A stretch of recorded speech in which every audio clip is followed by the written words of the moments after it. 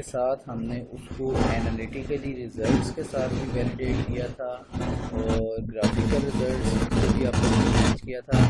और इसके अलावा we also compared with our simulated results. मैंने एक MS Solid का सॉफ्टवेयर बताया था, उसमें भी उस रिजल्ट्स को मैंने मतलब हमने सिमुलेट किया था।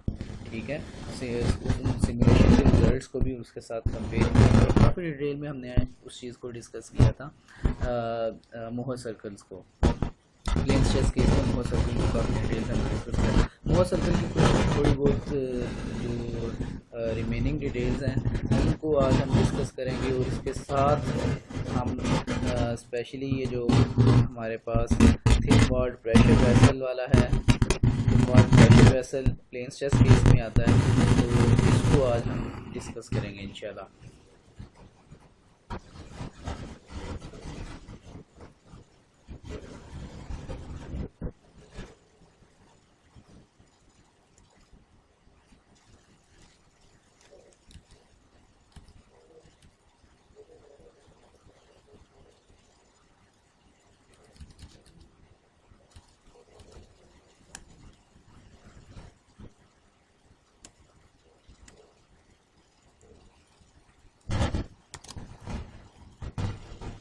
इसमें अगर हम देखें लास्ट टाइम जो हम डिस्कस कर रहे थे प्लेन स्ट्रेस केस में, थोड़ा सा एक एग्जांपल में दे के चीज़ को कंक्लूड करते हैं। अगर हम कंक्लूड करने की कोशिश करते हैं कि फॉर एग्जांपल अगर किसी भी बॉडी के ऊपर लोडिंग लग रही हो, फॉर एग्जांपल सेंट्रिक लोडिंग लग रही है, ठीक है, तो अगर सेंट्रिक लोडिंग मतलब फॉर एग्जांपल टेंसाइल राइट और लेफ़्ट और इसके दरमियान में एक एलिमेंट अगर आप सपोज करें, तो अब इसके ऊपर इसके अंदर पैदा होने वाली स्ट्रेसेस की जो डायरेक्शंस आएगी वो ऑब्वियसली वो इसी line of action of force के अगेंस्ट आएगी। हमारे पास सिग्मा एक्स हॉरिजॉन्टल डायरेक्शन में, वर्टिकल डायरेक्शन में हमारे पास कोई सिग्मा प्रोमिनेंटली नहीं आएगा। ठीक है, वैसे एक्चुअल में याद रखिएगा पॉइजन रेशियो एक ऐसी चीज़ है जो डिफाइन करती है कि सेकेंडरी डायरेक्शंस में भी स्ट्रेस जनरेट होती है। उसकी जो पॉइजन रेशियो की वैल्यू होती है उस पर डिपेंड करती है कि सेकेंडरी डायरेक्शंस में कितनी स्ट्रेस आएगी, लेकिन नॉर्मल हालात में हम इसको अभी वो नेगलेक्ट कर देते हैं कि सिर्फ फोर्स की डायरेक्शन में ही हमें स्ट्रेस मिलती है, जो कि हम एनालिटिकली आमतौर पे कंप्यूट करते हैं कि इस डायरेक्शन में इतनी फोर्स है, यहाँ पर क्रॉस सेक्शन एरिया इतना है, फोर्स पर यूनिट एरिया वो स्ट्रेस है। तो अब हमें इस सिर्फ हॉरिजॉन्टल डायरेक्शन में सिग्मा एक्स की वैल्यू हमें मिल रही है और सिग्मा वाई की वैल्यू वो ज़ीरो है, तो इसका मोहर सर्कल जो ड्रा होगा वो ओरिजिन से सिग्मा एक्स की एक वैल्यू आएगी और सिग्मा वाई की वैल्यू ज़ीरो हमारे पास आएगी। ठीक है, और एक मैक्सिमम वैल्यू हमारे पास सिग्मा एक्स की है और सिग्मा वाई ज़ीरो वैल्यू है और इस पे शेयर स्ट्रेस भी किसी किस्म का कोई हमारे पास नहीं।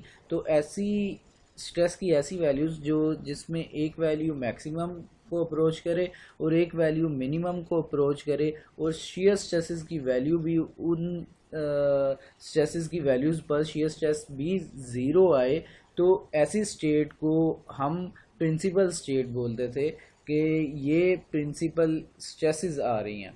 तो अब ये स्टार्ट में ही प्रिंसिपल स्ट्रेस हमें मिली और इसका मोहर सर्कल कुछ इस तरह ड्रा होता है। तो अगर हम इसको शेयर स्ट्रेस फॉर एग्जांपल अगर हम इसको वो देखें कि कितने एंगल पर जाकर हमें शेयर स्ट्रेस की वैल्यू मिलेगी, तो ऑब्वियसली एक्स जब तक एंटी क्लॉकवाइज मूव करता है मोहर सर्कल पे 90 डिग्री या एक्स सिग्मा एक्स की वैल्यू एंटी क्लॉकवाइज एलिमेंट के ऊपर 45 डिग्री मूव करे या इसके ऊपर मोहर सर्कल के ऊपर 90 डिग्री मूव करे, तो फिर ये अपनी इस मैक्सिमम शेयर स्ट्रेस वाली स्टेट को अप्रोच करेगी, यानी कि डी और ई ये जो स्टेट है ये उस वक्त आएगी। तो इसमें ये ओरिजिनल एलिमेंट को 45 डिग्री रोटेट किया गया है एंटी क्लॉकवाइज, जिसमें सिग्मा एक्स की वैल्यू जो होगी वो ऑब्वियसली इस जगह पर सिग्मा एक्स की वैल्यू वो सिग्मा एवरेज के बराबर आ जाएगी। यहाँ पर सिग्मा एक्स सिग्मा एवरेज के बराबर हो जाएगी, और जो वाई की वैल्यू है ये सिग्मा वाई, ये ज़ीरो से ये भी सिग्मा एवरेज आ जाएगी, ठीक है। और हमारे पास टॉ की वैल्यू जो होगी वो इस वक्त टॉ मैक्सिमम डी पॉइंट और ई पॉइंट टॉ मैक्सिमम हमें मिलेगा। और इसी तरह हमारे पास फॉर एग्जांपल एक टॉयन का केस है। ये एक ऐसा केस है जिसमें हमें प्योर नॉर्मल स्ट्रेस मिलती है, और ये एक ऐसा केस है टॉयन के केस में एक एलिमेंट है, इसके चारों साइड्स पर शियर स्ट्रेस हमें मिलती है, किसी किस्म की नॉर्मल स्ट्रेस नहीं मिलती। तो इसका हम मोहर सर्कल किस तरह ड्रा करते हैं कि एक सबसे पहले एक्सिस लगाया, तो क्योंकि sigma x is equal to zero sigma y is equal to zero, just tau x y की वैल्यू है, तो हम कह सकते हैं कि सिग्मा एक्स वाली साइड पे ये क्योंकि एंटी क्लॉकवाइज मूव करने की रोटेट करने की कोशिश कर रहा है एलिमेंट को, ये शियर स्ट्रेस इस एलिमेंट को एंटी क्लॉकवाइज घुमाने की कोशिश कर रहा है, तो इस वजह से ये सिग्मा एक्स की वैल्यू नीचे ड्रॉ होगी, ठीक है। तो अगर ये एंटी क्लॉकवाइज घुमाने की कोशिश करे तो नीचे ड्रॉ होगी, अगर ये क्लॉकवाइज घुमाने की कोशिश करता है तो ऊपर ड्रॉ करते थे। लास्ट टाइम हमने काफ़ी डिटेल से इस चीज़ को डिस्कस किया था। तो sigma x is equal to zero लेकिन नीचे ड्रॉ करेंगे, sigma x is equal to zero नीचे ड्रॉ किया। इसी तरह सिग्मा वाई ये क्लॉकवाइज है तो ऊपर ड्रॉ होगा, तो सिग्मा वाई भी की वैल्यू भी ज़ीरो है, ठीक है। सिग्मा वाई, मैं नॉर्मल स्ट्रेस की बात कर रहा हूँ, शियर स्ट्रेस की बात नहीं कर रहा। शियर स्ट्रेस टॉ मैक्सिमम है, उसकी एक वैल्यू है, तो sigma y is equal to zero लेकिन ऊपर ड्रॉ कर दिया हमने, दोनों की वैल्यूज़ एक्स और वाई की ज़ीरो है। और इसी तरह जो टॉ मैक्सिमम की वैल्यू है वो कोई वैल्यू है, ये टॉ एक्सिस है वर्टिकल, और ये जो वाई तक की वैल्यू हमारे पास आ रही है, वाई तक की जो वैल्यू आ रही है ये एक्स तक की वैल्यू है, सी से लेकर ये टॉ मैक्सिमम की वैल्यू है। इसी तरह अगर हम ये कहें कि इस स्टेट से हम प्रिंसिपल स्टेट पर जाना चाहते हैं, जिस तरह हम इस प्रिंसिपल स्टेट से मैक्सिमम शियर स्ट्रेस की स्टेट पर जाने के लिए हमने एलिमेंट को मोहर सर्कल पर 90 डिग्री रोटेट किया, या एलिमेंट को एक्चुअल में 45 डिग्री रोटेट किया, जैसा कि यहाँ से नज़र आ रहा है। इसी तरह ये मैक्सिमम शियर स्ट्रेस से अगर हम मैक्सिमम प्रिंसिपल स्ट्रेस की तरफ आना चाह रहे हैं तो मोहर सर्कल पे 90 डिग्री क्लॉकवाइज रोटेट करेंगे, ठीक है, या एलिमेंट को 45 डिग्री क्लॉकवाइज रोटेट करेंगे, या मोहर सर्कल में 90 डिग्री या एक्चुअल एलिमेंट में 45 डिग्री, क्योंकि 2 थीटा का फ़र्क होता है मोहर सर्कल और एक्चुअल एलिमेंट में। तो ये चीज़ भी हमने ऑलरेडी डिस्कस की है कि क्यों होता है, हमने पिछले लेक्चर्स में काफ़ी डिटेल से डिस्कशंस की हुई हैं। इसी तरह इसको क्लॉकवाइज हमने मूव करना है 45 डिग्री, तो ये एलिमेंट सॉरी क्लॉकवाइज नहीं, एक चीज़ हमसे गलती हो गई कि एक्स को हमने मैक्सिमम पे लेके आना होता है आमतौर पे, और वाई को मिनिमम पे लेके आना होता है। सिग्मा एक्स को मैक्सिमम और सिग्मा वाई को मिनिमम, तो सिग्मा एक्स को मैक्सिमम पे लाने के लिए, इस ए पॉइंट पर लाने के लिए एंटी क्लॉकवाइज रोटेट करवाना है, क्लॉकवाइज नहीं एंटी क्लॉकवाइज। तो इसको एंटी क्लॉकवाइज 45 डिग्री रोटेट करवाया, तो ये original element 45 degree anti clockwise rotate होके तो ये शक्ल हमारे पास आ गई। सिग्मा एक्स यहाँ पर स्टार्ट में ज़ीरो था, ठीक है, और इस वक्त अब हमारे पास सिग्मा एक्स की एक वैल्यू आ जाएगी, ठीक है, सिग्मा एक्स की हमारे पास एक वैल्यू आ जाएगी। और इसी तरह सिग्मा वाई की एक हमारे पास वैल्यू आ जाएगी, जो कि आर के बराबर ऑब्वियसली इस रिलेशन से नज़र आ रहा है हमारे पास। तो बेसिकली ये एक प्लेन स्ट्रेस केस में एक ऐसा केस था जिसमें स्टार्ट में हमें प्रिंसिपल स्ट्रेस मिलती है, मैक्सिमम नॉर्मल स्ट्रेस की वैल्यू आती है, और ये टॉयन का एक ऐसा केस है जिसमें स्टार्ट में ही हमारे पास मैक्सिमम शियर स्ट्रेस हमें मिलती है, ठीक है। इसकी मैक्सिमम मतलब प्रिंसिपल स्ट्रेस से मैक्सिमम शियर स्ट्रेस पे किस तरह हम गए, ठीक है, उस चीज़ को रिलेट किया गया, और इसमें मैक्सिमम शियर स्ट्रेस से हम प्रिंसिपल स्ट्रेस पर किस तरह गए उस चीज़ को रिलेट किया। इसी चीज़ लास्ट टाइम तो हमने काफ़ी डिटेल से ये प्रॉब्लम डिस्कस किया था, लेकिन हम इसकी एक्सरसाइज के लिए एक उसी सॉफ्टवेयर MS सॉलिड के नाम से जो सॉफ्टवेयर है उसमें कुछ एक्सरसाइजेज हैं, छोटे से पजल्स, मतलब वो गेम है, आपको इंटरेस्टिंग भी लगेंगे। तो वो एक गेम सी है, तो उसको हम सॉल्व करते हैं और अपनी एक प्रैक्टिस भी कर लेते हैं साथ साथ।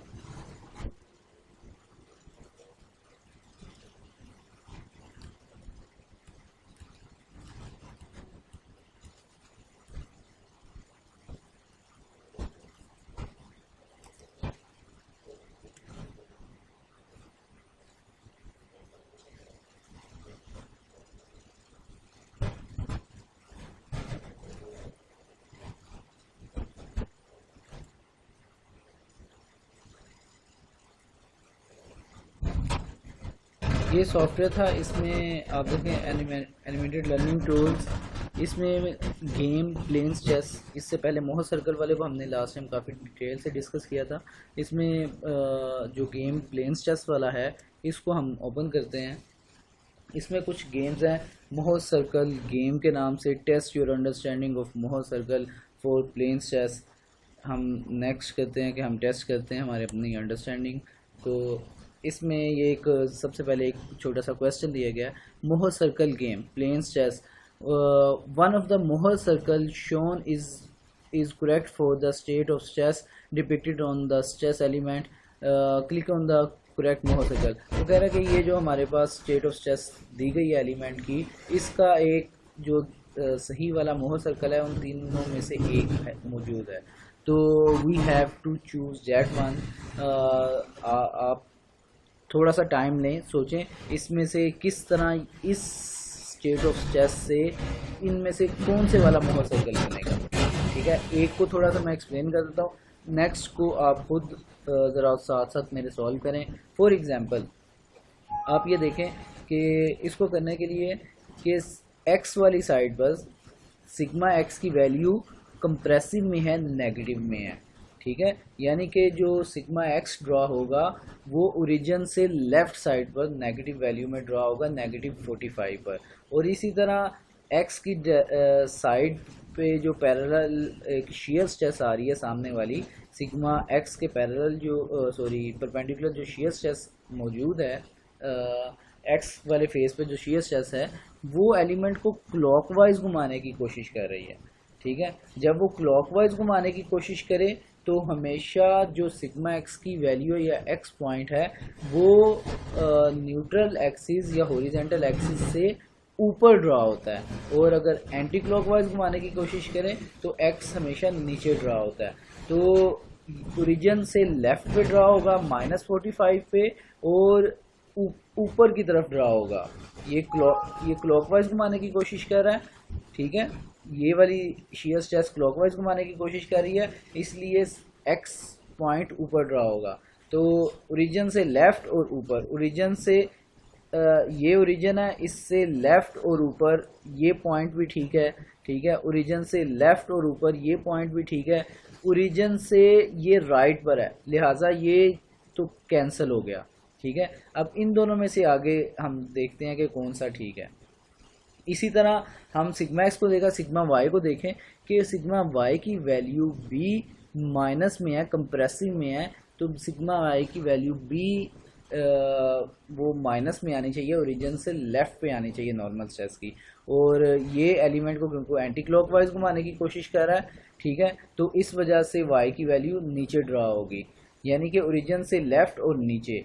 ये देखें, ओरिजिन से लेफ्ट वाई लेफ्ट नहीं है, ठीक है, और नीचे है लेकिन लेफ्ट नहीं है। ठीक है, और इसमें देखें वाई ओरिजिन से लेफ्ट है और नीचे भी है, इसका मतलब है कि ये वाला ठीक है, ये ऑलरेडी कट गया, हमने कैंसिल आउट कर दिया था, और ये वाई की वैल्यू पॉजिटिव शो कर रहा है जबकि यहाँ पर नेगेटिव है। इस वजह हमारा करेक्ट आंसर ये बनना चाहिए। इसको चेक कर लेते हैं आया कि ये ठीक भी है या नहीं। इसके ऊपर हम रख के क्लिक करेंगे तो उसने भी बताया कि ये हमारी सिलेक्शन ठीक है। तो इसी तरह इस मोहर सर्कल गेम के अंदर फर्दर बहुत सारे क्वेश्चंस हैं, उनको बारी बारी हम सॉल्व करने की कोशिश करते हैं। Mohr circle, next question, one of the Mohr circle shown, मतलब ये इसमें से ये स्टेट ऑफ स्ट्रेस दी गई है, इसमें से आप चूज़ करें दोबारा कौन सा है। आपके पास 1 मिनट है इसको चूज़ करने के लिए, मैं पॉज करता हूँ। तो तब तक आप अपने जहनों में इसे देख लें कि कौन सी ये जो है वो ठीक है मोहर सर्कल इस स्टेट ऑफ स्ट्रेस के लिए।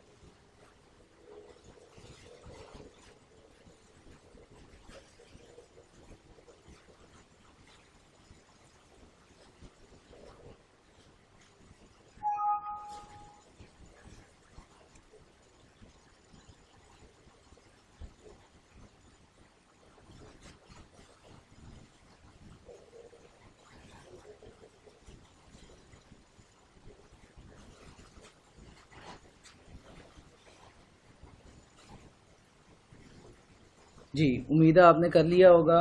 तो इसका सोल्यूशन की तरफ आते हैं। आपने भी कुछ चूज़ किया होगा और मैंने भी चीज़ किया, मैंने ये वाला चूज़ किया था, ठीक है, और यही ठीक है क्योंकि ये देखें जो सिग्मा एक्स गिवन था वो पॉजिटिव वैल्यू है, यानी कि ओरिजिन से राइट पर होगा, और ये एंटी क्लॉकवाइज घुमाने की कोशिश कर रहा है इसलिए नीचे ड्रा होगा।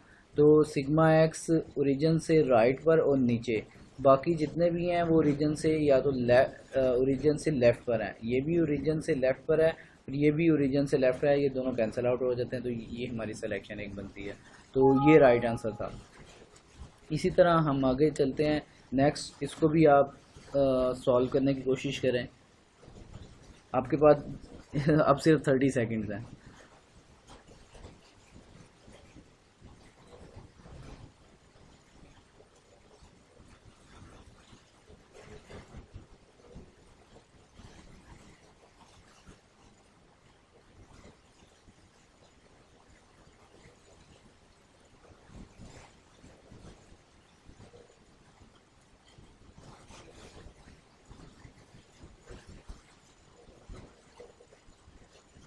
जी, उम्मीद है आपने कर लिया होगा। मेरी सिलेक्शन इसमें ये वाली है, इसको चेक कर लेते हैं कि ये ठीक है या नहीं।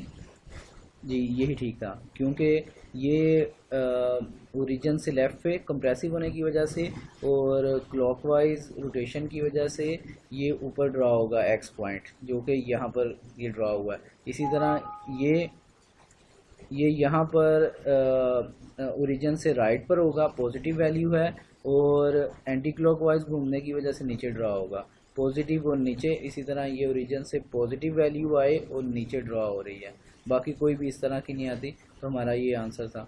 इसी तरह नेक्स्ट ये आप खुद करें, ठीक है। मैं रैंडमली किसी पे क्लिक करके तो आगे मूव करता हूँ। ये मेरा गलत सिलेक्शन हो गई, ये वाला ठीक था।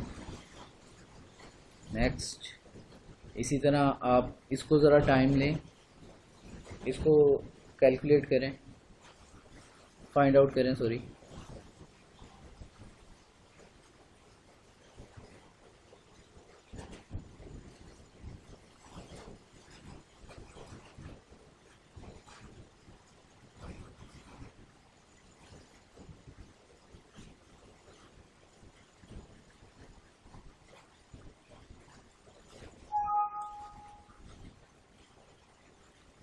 जी, मेरी ये सिलेक्शन है और ये ठीक है। इनको आप चेक भी कर लीजिएगा। हम आगे चलते हैं। तो मोह सर्कल गेम ये हमारा फर्स्ट राउंड कंप्लीट हो गया। नेक्स्ट राउंड की तरफ हम बढ़ते हैं। One of the stress element shown is correct for this Mohr circle, click on the correct stress element, ठीक है। वो एक मोहर सर्कल दिया गया है, उसके अकॉर्डिंग वो कहता है इसका original element state of stress कौन सी वाली थी वो आपने चूज़ करना है, ठीक है। जैसा कि एक्स पॉइंट है, मतलब सिग्मा एक्स की वैल्यू पॉजिटिव है और ये नीचे ड्रा हुई है, इसका मतलब है ये कि इस पे लगने वाली शियर स्ट्रेस एंटी क्लॉकवाइज इस सिग्मा एक्स वाली फेस को घुमाने की कोशिश कर रही थी, ठीक है। कि सिग्मा एक्स पॉजिटिव और उसके कोरस्पॉन्डिंग शियर स्ट्रेस वो एंटी क्लॉकवाइज घुमाने की कोशिश कर रही है, ठीक है। जैसे सिग्मा एक्स पॉजिटिव और एंटी क्लॉकवाइज घुमाने की कोशिश कर रही है, और कोई भी ऐसा नहीं है जो सिग्मा एक्स पॉजिटिव है, तो लिहाजा हमारा ये वाली सिलेक्शन है जो कि ठीक है। इसी तरह आप इस मोहर सर्कल के कॉरस्पॉन्डिंग आप खुद चूज़ करें कौन से वाला ठीक है।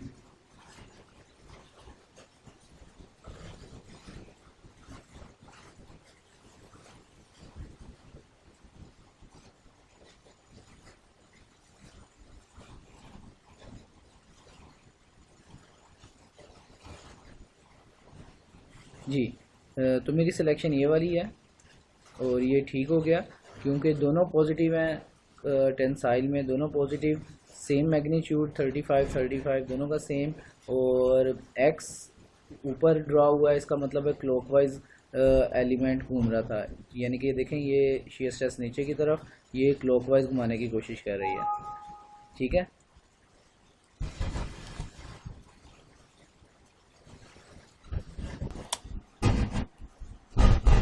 जी। तो नेक्स्ट देखते हैं। तो ये एक बहुत सर्कल गिवन है, इसके कॉरस्पॉन्डिंग 3 हमें एलिमेंट्स दिए गए हैं। इनकी स्टेट ऑफ फाइंड आउट करें। अपने आप को 30 मिनट के लिए आप सोच विचार करें और एक सेलेक्ट करके रखें, फिर हम आंसर चेक करते हैं।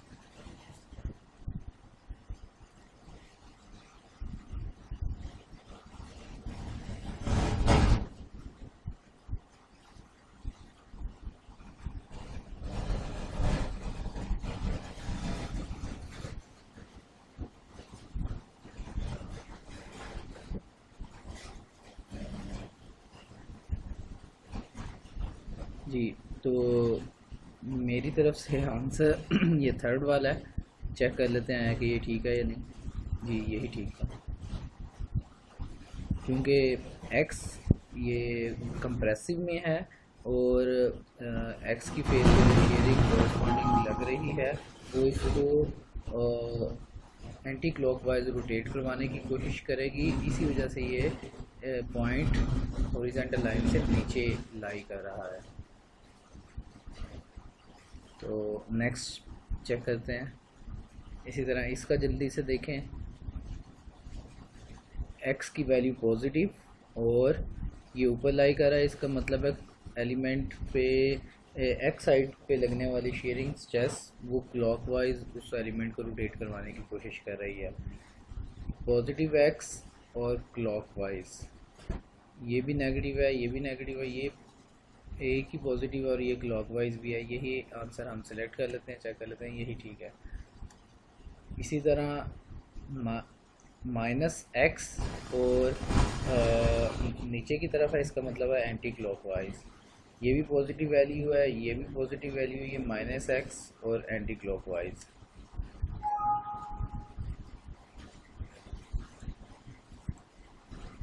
ठीक है, ये हमारी for the final round look carefully at each choice, there may be a little harder.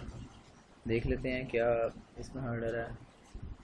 One of the Mohr circle shown is correct for the state of stress depicted on the stress element।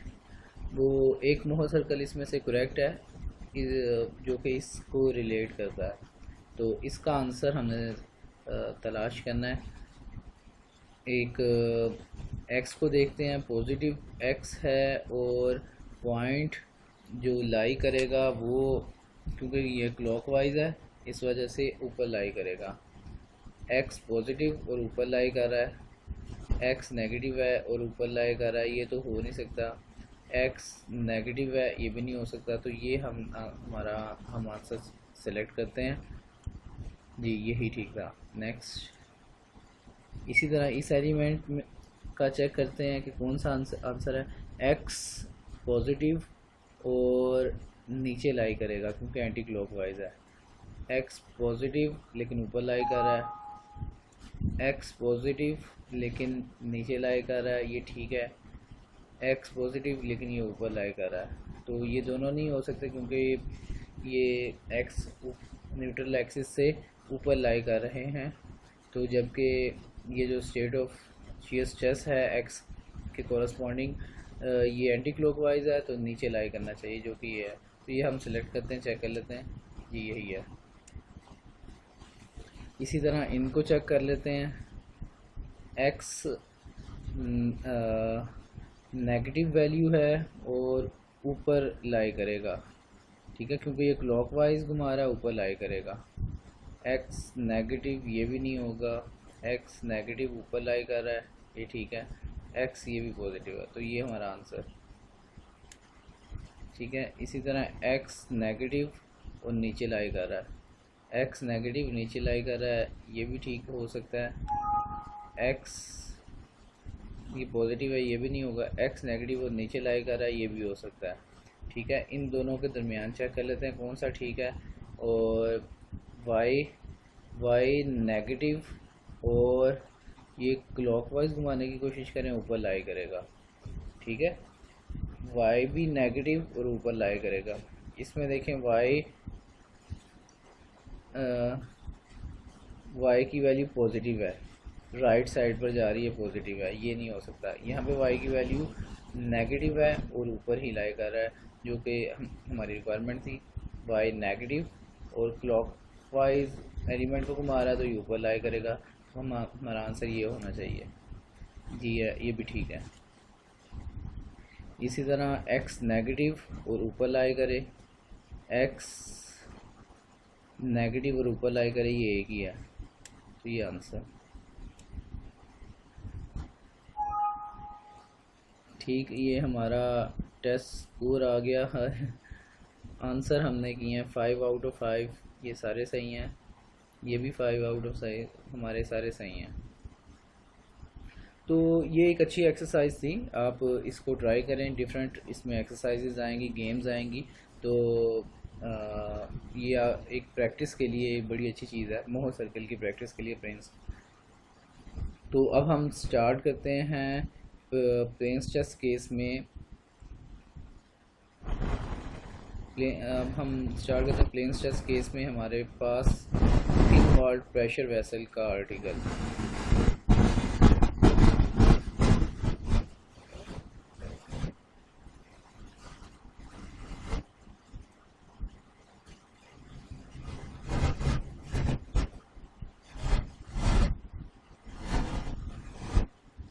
ये 7.9 article है, stresses in thin walled pressure vessel.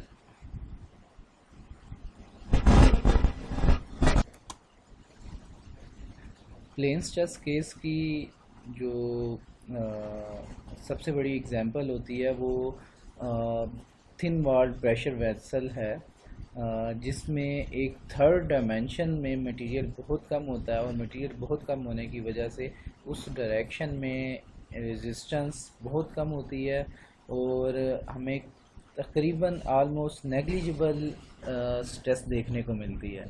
तो हमारे पास जो stress आती है वो just 2 directions में आती हैं, और उन 2 डायरेक्शंस से एक मिलकर एक प्लेन बनता है, और उस प्लेन पर सिर्फ आने की वजह से कि एक प्लेन पर स्ट्रेसेस आती हैं, इस वजह से उसे प्लेन स्ट्रेस केसेस बोला जाता है। तो आम तौर पे शीट्स में और ख़ास कर थिन वॉल्ड प्रेशर वेसल्स जितनी भी हैं जिनकी डायमेंशन बहुत कम होती है, वो उन सारे के सारे केसेस को हम प्लेन स्ट्रेस केस में डील करते हैं। ये आप यहाँ पर अगर देखें तो हमें कुछ ये प्रेशर वेसल्स नज़र आ रही हैं, सिलेंड्रिकल प्रेशर वेसल्स हैं, ये स्फेरिकल प्रेशर वेसल्स हैं।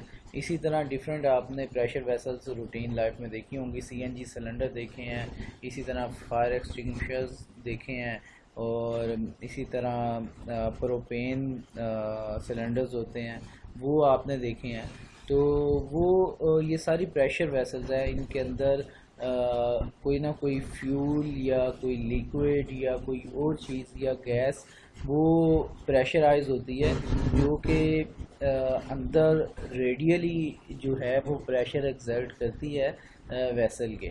तो उसके नतीजे में 2 डायरेक्शंस में वो फोर्सेस लगती हैं, एक रेडियल डायरेक्शन में और एक लॉन्गिट्यूडल डायरेक्शन में, अगर सिलेंड्रिकल प्रेशर वेसल है तो, ठीक है।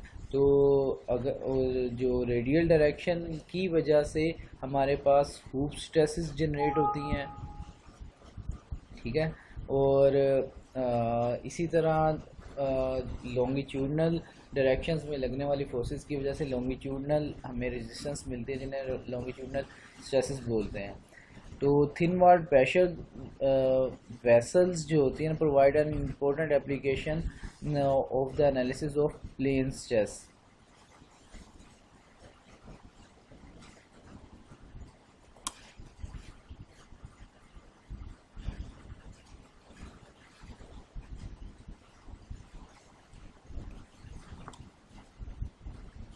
क्योंकि इनकी तीसरी डायमेंशन की रेजिस्टेंस बहुत कम होती है, इस वजह से सरफेस के टेंजेंट जो प्लेन होता है उसी प्लेन पर ही हमें सिर्फ ये स्ट्रेसेस जो है ना वो देखने को मिलती हैं। ये टू टाइप्स की प्रेशर वेसल, सिलेंड्रिकल और स्फेरिकल, हमने डिस्कस किया। Consider cylindrical vessel of inner radius r. एक सिलेंड्रिकल आप वेसल जो है ना वो जहन में रखें, जैसा कि ये आपको नज़र आ रही है, पॉइंटर से मैं शो कर रहा हूँ। तो इसका radius, let's suppose inner radius वो आर है, ठीक है। इनर रेडियस है मतलब जो टी थिकनेस है इसकी इस सिलेंडर की, जो ये सिलेंडर जिस शीट से मिलकर बना हुआ है उसकी थिकनेस कोई होगी, उस थिकनेस को छोड़ते हुए इंटरनल जो रेडियस है आर है, and wall thickness T containing a fluid under pressure, कोई अंदर प्रेशर पड़ा, प्रेशराइज्ड फ्लूइड है, वट कोई भी हो सकता है। we we propose to determine the stresses exerted on a small element of wall। हम ऐसा करते हैं कि इस वॉल के ऊपर, ये बाहर जो हमारे पास प्रेशर वेसल के बाहर एक वॉल है, इसकी सरफेस के ऊपर एक एलिमेंट कंसीडर करते हैं और इसके ऊपर लगने वाली ये जो पॉसिबल स्ट्रेसेस हैं, एक लॉन्गिट्यूडनल डायरेक्शन में है, ठीक है, और एक ट्रांसवर्स डायरेक्शन में है। ये जो ट्रांसवर्स डायरेक्शन में है ये बेसिकली हुप स्ट्रेसेस कहलाती हैं, ठीक है। एक लॉन्गिट्यूडनल स्ट्रेसेस सिलेंडर के लॉन्गिट्यूडनल डायरेक्शन में, लॉन्गिट्यूडनल स्ट्रेसेस, और एक ट्रांसवर्स जो स्ट्रेसेस आती हैं ये हुप स्ट्रेसेस कहलाती हैं। जैसे कि इधर आपको नज़र आ रहा होगा, normal stresses sigma 1 and sigma 2 are shown in figure are therefore principal stresses. अब आप देखें कि यहाँ पर सिग्मा 1 और सिग्मा 2 दो स्ट्रेसेस ना, कोई शेयरिंग स्ट्रेसेस नहीं है। तो ऐसी स्टेट जहाँ पर सिर्फ नॉर्मल स्ट्रेसेस आपको मैक्सिमम और मिनिमम देखने को मिलती हैं, शेयरिंग स्ट्रेसेस नहीं होती हैं, वो ऑब्वियसली प्रिंसिपल स्ट्रेसेस होती हैं। The stresses sigma 1 is known as hoop stresses, ठीक है। सिग्मा 1 ये जो ट्रांसवर्स डायरेक्शन में है, because it is a type of stresses found in hoops used to hold together the various slats of foot and barrel। आपने वो सुना होगा, हम बल्कि देखे होंगे, जो ढोल वाले होते हैं ना, ढोल बने होते हैं, उनको थोड़ा सा अगर आप कीनली ऑब्जर्व करें तो उनको लकड़ी की स्ट्रिप्स के साथ जोड़कर उस ढोल के को बनाया जाता है। आप ये देखें, ये जो ढोल आपने देखे होंगे, तो इनको लकड़ी की ना स्ट्रिप्स, ऐसी स्ट्रिप्स होती हैं, इनके साथ जोड़कर बनाया जाता है। अब ये जब इनको आखिर पे इनको टेंशनल्स ये लगा दिए जाते हैं, लोहे के कड़े पहना दिए जाते हैं, तो ये दरमियान में फिर ये इतना रिजिड हो जाता है कि आप इसके ऊपर कोई फोर्स लगाए या कोई इंसान ज़ोर भी लगाए या गिर भी जाए तो ये डैमेज नहीं होता। ये इतना बहुत ज़्यादा रेजिस्ट करता है इस यानी कि सेंटर से ये प्रेस नहीं इजीली हो पाता, ये फिर फ्लेक्सिबल नहीं रहता। पहले हालांकि ये जो स्लैट्स थी लकड़ी की, ये काफ़ी फ्लेक्सिबल थी, लेकिन इनको इस तरह जोड़ा गया कि अब अगर रेडियली इसके ऊपर कोई भी आप फोर्स लगाते हैं तो ये उसको रेजिस्ट करता है, बड़ी हाई स्ट्रेस जनरेट करता है, ठीक है। स्ट्रेस जनरेट करने का मतलब ये रेजिस्ट करता है, ये डिफॉर्म नहीं होने देता। तो आपने देखा होगा ये जो ढोल बने हुए होते हैं तो या इस तरह की कंटेनर्स के तौर पे भी ये इस्तेमाल होते हैं, तो ये बहुत लाइट वेट होते हैं मतलब थोड़े से मटेरियल से हम बड़ी हाई स्ट्रेंथ की यूटिलाइजेशन हम करते हैं, एक स्ट्रॉन्ग किस्म का हम जो है ना ये केस बना लेते हैं। तो ये इस वजह से इनको हूप स्ट्रेस बोला जाता है, क्योंकि ट्रेडिशनल बड़ा पुराना ये हूप्स ये तरीका है ये बनाने का। और sigma 2 is called longitudinal stresses.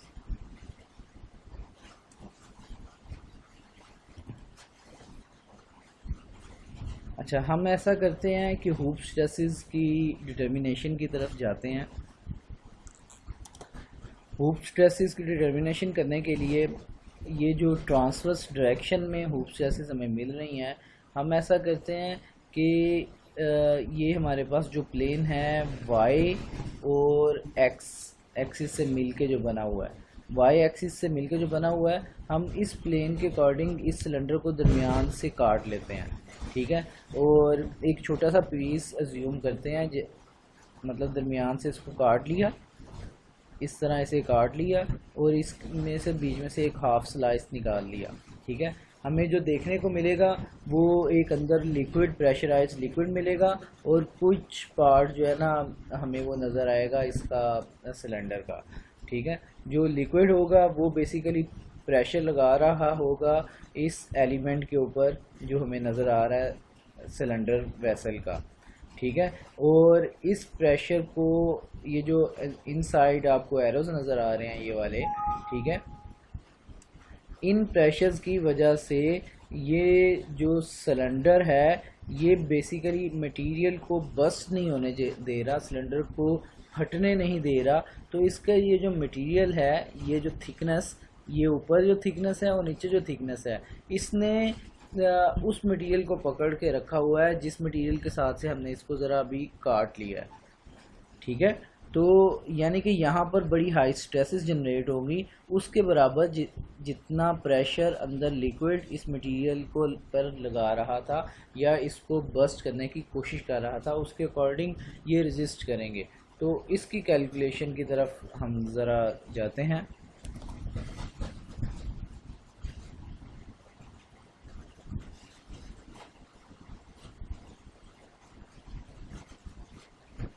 तो कैलकुलेशन के लिए वही थिन वॉल्ड प्रेशर वेसल्स क्या होते हैं ये हमने काफ़ी एक्सप्लेन कर लिया है।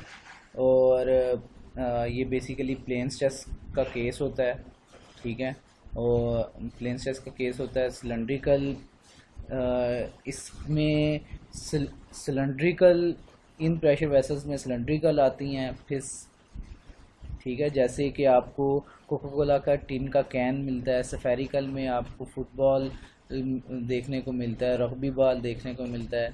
कम्बिनेशन में आपको सिलेंडर्स, सीएनजी सिलेंडर्स की तरह के प्रोपेन टैंक्स होते हैं, एरोसेन कैन आपको देखने को मिलते हैं, हॉट वाटर टैंक देखने को मिलते हैं जो दरमियान से सिलेंड्रिकल होते हैं और उसकी एजिस पे कैप्स, सफेरिकल कैप्स लगी हुई होती हैं, इनको कम्बिनेशन कहते हैं। ठीक है, और एक चीज़ याद रखिएगा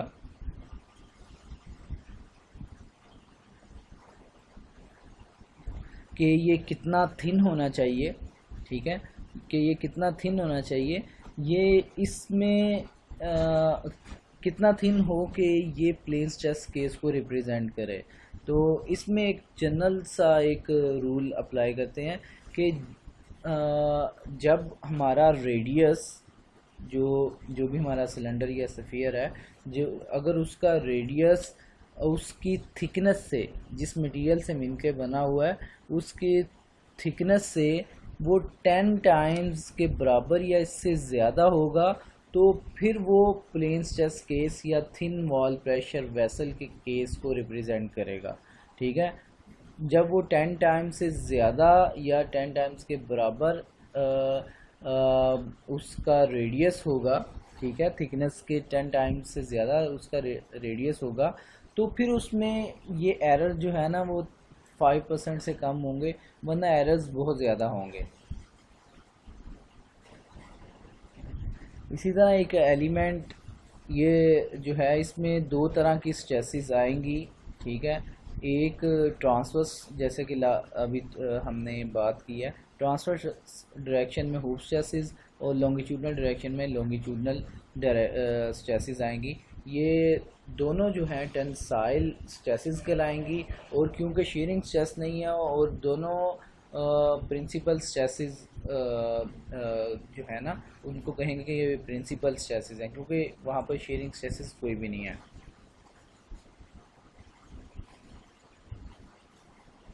तो हमने अभी थोड़ी देर पहले वो जो सिलेंड्रिकल का एक कट आउट सेक्शन लिया था, ठीक है, वो लेट्स सपोज ये इसके ऊपर लगने वाली फोर्सेस बहुत ज़्यादा लग रही हैं, ठीक है। तो आउटसाइड इसकी फ्री सरफेस है, बाहर अंदर से इसके ऊपर प्रेशर लग रहा है। तो हम कैलकुलेट करेंगे कि इसके ये वाला एज जो है, ये थिकनेस, ये कितना रेजिस्टेंस लगा रहा है फ्लूइड के अगेंस्ट, ठीक है, फ्लूइड को बैलेंस करने के लिए। ऑब्वियसली अगर सिलेंडर नहीं फट रहा तो फ्लूइड जितना प्रेशर लगा रहा है वो इस स्ट्रेस के साथ, इस एज पे जो स्ट्रेस आ रही है और इस एज पे जो स्ट्रेस आ रही है उसके साथ बैलेंस हो रहा है, ठीक है। तो हम इसको कंप्यूट करने की कोशिश करते हैं। ये आर फॉर एग्जांपल इस एज से लेके सेंटर तक का डिस्टेंस है, और ये जो हमारा ये लेंथ है छोटी सी, ये डेल्टा एक्स या डेल्टा वाई, आप इसको कुछ भी ले सकते हैं। फॉर एग्जांपल डेल्टा वाई हम लेते हैं, ठीक है, और इसकी जो थिकनेस है, ठीक है, वो टी है। तो अगर वो थिकनेस इसकी टी है और इसकी लेंथ डेल्टा एक्स या डेल्टा वाई है, तो एक टी ये ऊपर वाला और एक टी नीचे वाला 2t हो जाएगा, और मल्टीप्लाइड बाय इसकी लेंथ डेल्टा वाई, ये हमें इसका क्रॉस सेक्शन एरिया दे देगा, ठीक है। क्रॉस सेक्शन एरिया हमारे पास आ जाएगा।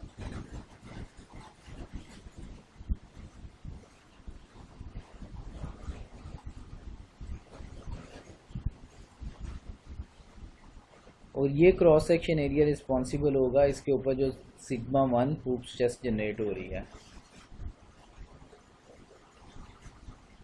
तो जितनी भी फोर्सेस होंगी एक्स डायरेक्शन में, ठीक है, उनको हम ज़ीरो के बराबर कर लेते हैं।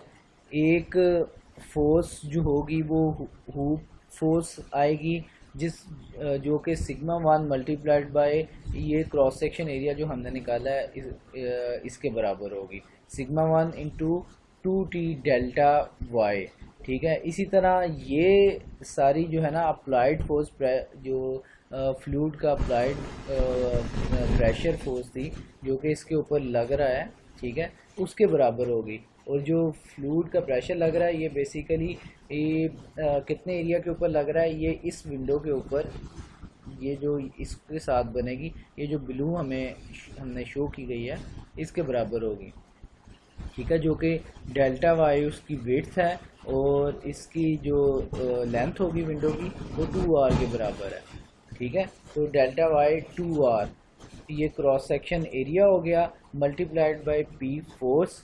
तो ये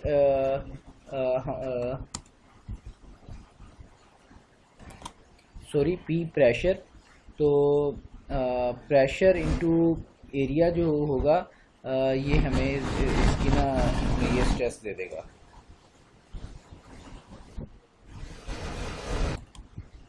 प्रेशर इनटू एरिया ये हमें फोर्स ये दे देगा, इसी तरह स्ट्रेस इनटू एरिया यहाँ पर ये हमें फोर्स दे देगा ये थिकनेस के ऊपर, ठीक है। तो यहाँ से हमने इसको सिंप्लीफाई किया और सिग्मा 1 की वैल्यू निकाल ली, जो कि P R over T value निकलती है। P R over T value निकलती है।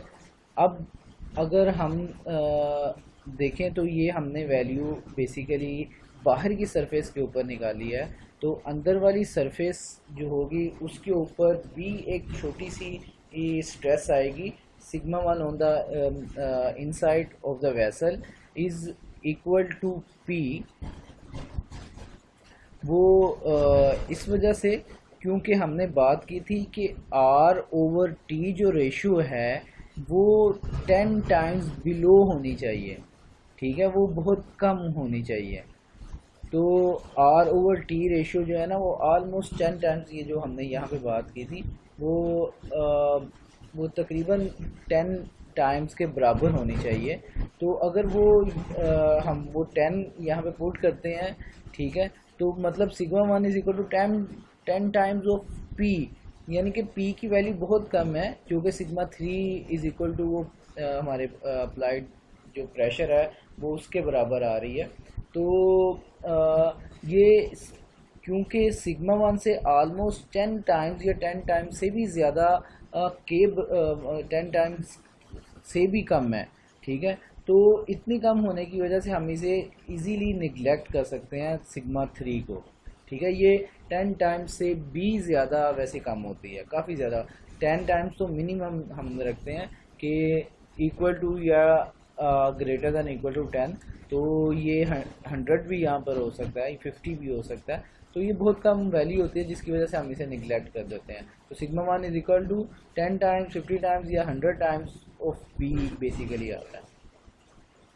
ओके, तो यानी कि ये सिग्मा 1 पी से काफ़ी कम होने की वजह से हम सिग्मा 3 जो अंदर वाली स्ट्रेस है अंदर की फेस पे जो आ रही होती है वो सिग्मा 3 को उसको निगलेक्ट कर देते हैं।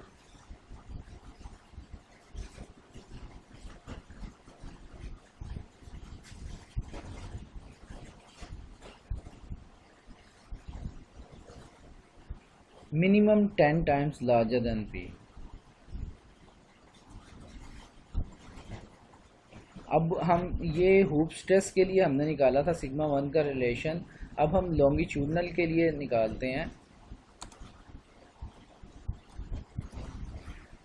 इसको लॉन्गिट्यूडनल के लिए निकालने के लिए जैसे हमने उसको ट्रांसवर्स डायरेक्शन में हुप स्ट्रेस निकालने के लिए लॉन्गिट्यूडनल डायरेक्शन में क्रॉस सेक्शन किया था, अब इसी तरह लॉन्गिट्यूडनल को निकालने के लिए ट्रांसवर्स डायरेक्शन में इसी सिलेंड्रिकल वेसल को क्रॉस सेक्शन करते हैं या काटते हैं, और इसके अंदर हम देखेंगे कि फ्लूइड जो है उसका एक प्रेशर है और जो थिकनेस हमें नज़र आ रही है वेसल की, इसके ऊपर रेजिस्टेंस हमें कुछ देखने को मिलेगी। बेसिकली ये जो मटेरियल के अंदर थिकनेस जो है इसके अंदर सिग्मा 2 जनरेट होगा इस प्रेशर की वजह से, ठीक है। तो हम ऐसा करते हैं, एक कुछ फोर्सेस जो है ना ये फ्लूइड लगा रहा है लॉन्गिट्यूडनल डायरेक्शन में, उनको कंप्यूट करते हैं और कुछ रिजल्टेंट हमारे पास फोर्सेस आएंगी इन स्ट्रेसेस की वजह से, इस मटेरियल की स्ट्रेसेस की वजह से, जो कि आपस में बैलेंस हो रही होंगी, उनको हम आपस में इक्वेट कर लेंगे और सिग्मा 2 का रिलेशन निकाल लेंगे, सेम उसी तरह जिस तरह हमने हुप स्ट्रेसेस का निकाला है।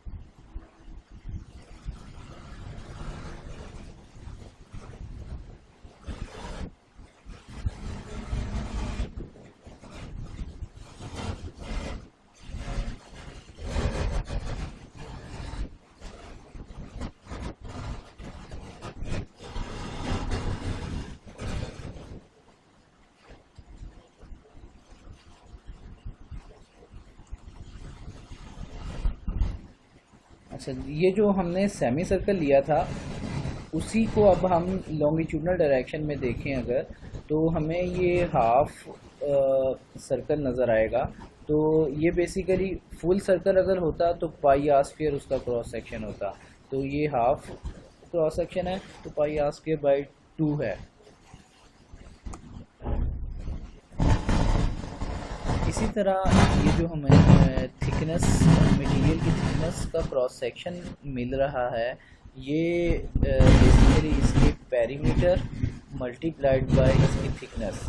पेरीमीटर जो होता है फुल सर्कल का वो 2 पाई आर होता है, और क्योंकि ये हाफ सर्कल है तो 2 pi R divided by 2 multiplied by इसकी थिकनेस, ये क्रॉस सेक्शन हमें इसका भी मिल गया। ठीक है। तो इनके साथ इनकी रिस्पेक्टिव प्रेशर्स या रिस्पेक्टिव जो फोर्सेस हैं उनको साथ मल्टीप्लाई करते हैं, स्ट्रेसेस या प्रेशर को मल्टीप्लाई करते हैं और हमें फोर्सेस मिल जाएंगी। उन फोर्सेस को आपस में बैलेंस हम कर लेंगे। ठीक है। तो sum of all forces are equal to zero. तो जैसे ये हमने किया pi R square by 2 multiplied by pressure, pi R square by 2 multiplied by pressure. इसी तरह ये बैलेंस आउट हो रहे हैं इस मटेरियल की इंटरनल स्ट्रेसेस के साथ। ठीक है, इंटरनल फोर्स के साथ। तो जो कि पाई 2r multiplied by T divided by 2, तो ये हमने क्रॉस सेक्शन एरिया निकाला और इसको स्ट्रेस 2 का नाम हमने लॉन्गिट्यूडनल स्ट्रेस जो है ना उसके साथ मल्टीप्लाई किया, तो हमें एक फोर्स ये आ गई। और ये अप्लाइड प्रेशर जो कि बैलेंस हो रही है रेजिस्टिव फोर्स के साथ। ठीक है, जो मटेरियल के अंदर जनरेट होगी लॉन्गिट्यूडनल डायरेक्शन में, ये दोनों आपस में बैलेंस आउट होंगी, क्योंकि हम ये ज्यूम कर रहे हैं कि ये प्रेशर वेसल फट नहीं रही, बस नहीं हो रही, मटेरियल फेल नहीं हो रहा। इनको आपस में सिंप्लीफाई किया तो हमारे पास आंसर आया sigma 2 is equal to sigma 1 over 2 p r by 2t या सिग्मा 1 बाई 2।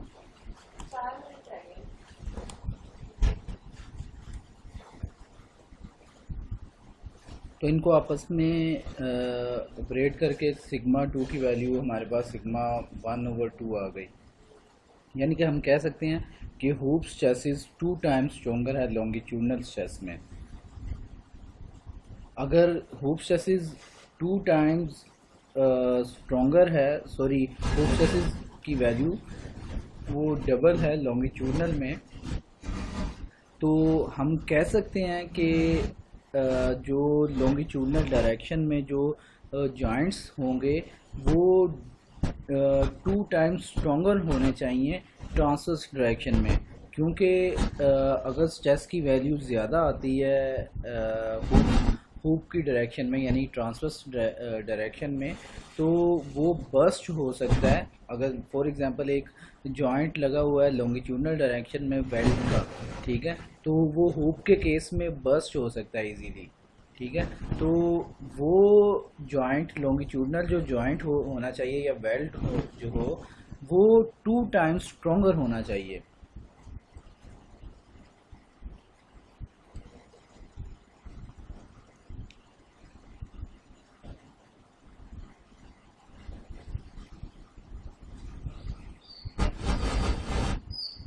अच्छा, ये हमारे पास बेसिकली अभी तक हमने ये जो लॉन्गिट्यूडनल हमारे पास स्फेरिकल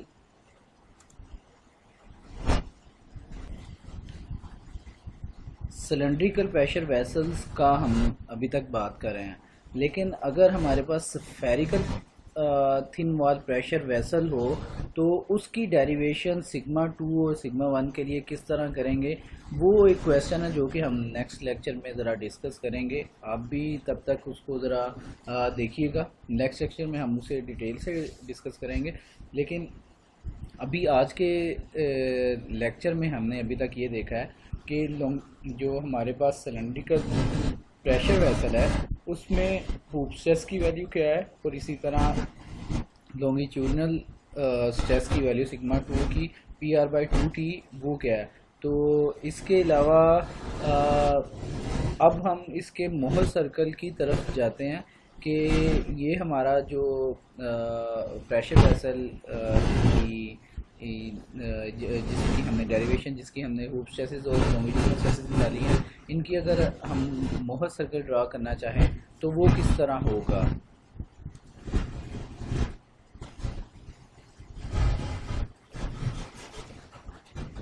तो आप ये देखें कि हमारे पास दो इक्वेशंस हैं, हूप स्ट्रेसेस की sigma 1 P r by T और सिग्मा 2 लॉन्गिट्यूडनल की पी आर ओवर 2t। तो हमारे पास हूप स्ट्रेस की वैल्यू वो डबल है लॉन्गिट्यूडनल स्ट्रेस से, यानी कि जब हम मोहर सर्कल ड्रा करेंगे तो ओरिजिन से 2 टाइम्स डिस्टेंस पे सिग्मा मैक्सिमम यानी कि ये sigma 1 P R over T इसकी वैल्यू ड्रॉ करेंगे, और जो इसके हाफ पे हम sigma 2 p are over 2t इसकी वैल्यू ड्रॉ करेंगे। ये पी आर ओवर 2t है, ठीक है, और ये पी आर ओवर टी है, ठीक है। और ऑब्वियसली अगर ये फॉर एग्जांपल जितना डिस्टेंस है और उतना ही डिस्टेंस आगे सिग्मा मैक्सिमम तक है, तो इसके हाफ के बराबर यानी कि सिग्मा मिनिमम के हाफ के बराबर ये शेयरिंग स्ट्रेस बनेगी, क्योंकि जो कि रेडियस के बराबर होगा, ठीक है। यानी कि पी आर ओवर 4t अगर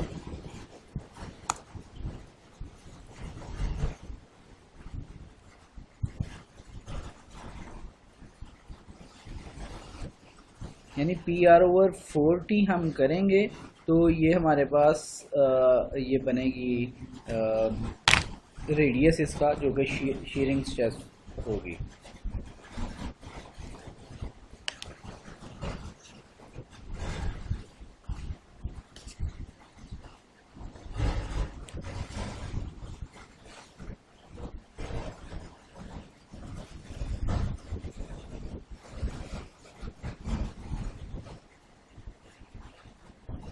यहाँ से लेके यहाँ तक ये हमारे पास ये वाली शेयरिंग स्ट्रेस बनेगी, ठीक है। तो इसी तरह ये हमारा जो सिग्मा एवरेज की वैल्यू होगी, सिग्मा मिनिमम और सिग्मा मैक्सिमम डिवाइडेड बाय 2 करेंगे तो हमारे पास सिग्मा एवरेज की वैल्यू आ जाएगी, जो कि 3 पी आर ओवर 4t है, ठीक है। P R over 2t plus P R over T divided by 2 करेंगे तो 3 पी आर बाय 4t हमारे पास ये आंसर आएगा। तो ये इसका मोह सर्कल की डेरिवेशन भी थी, सिलेंड्रिकल प्रेशर वेसल की। तो नेक्स्ट टाइम पे हम स्फेरिकल की डेरिवेशन भी करेंगे और साथ उसका एक डिटेल प्रॉब्लम भी थिन वॉल प्रेशर वेसल का वो डिराइव करेंगे, उसको यानी कि सॉल्व करेंगे, तो ताकि हमें अच्छी एक अंडरस्टैंडिंग हो सके। तो नेक्स्ट लेक्चर के लिए अल्लाह हाफ़िज़, अपना बहुत सा ख्याल रखिएगा और इसको अच्छी तरह समझिएगा। और जो भी आपका क्वेरी हो वो व्हाट्सएप के ग्रुप में वीडियो लेक्चर के साथ, मतलब वीडियो के साथ आप क्वेश्चन करें, मतलब आप उधर एक कॉपी पेंसिल लें, छोटी सी वीडियो बनाएं और या जो वीडियो मैंने आपको दी है इसी को सामने रखते हुए, तो इसी की पिक्चर को सामने रखते हुए आप क्वेश्चन अपना वीडियो रिकॉर्ड करें, छोटा सा 5 या 10 सेकंड का, ग्रुप में शेयर करें और उसी पे फिर मैं आपको ना सबके सामने आपको आंसर करूँगा। वो वीडियो क्वेश्चन इसलिए ज़्यादा ज़रूरी है और ज़्यादा अच्छा है ताकि सारे बच्चे इजीली जो है ना आपको क्वेश्चन अंडरस्टैंड कर लें, ठीक है। तो इसी तरह मैं भी वीडियो रिकॉर्ड करके आपको आंसर उधर ग्रुप में दूंगा इंशाल्लाह।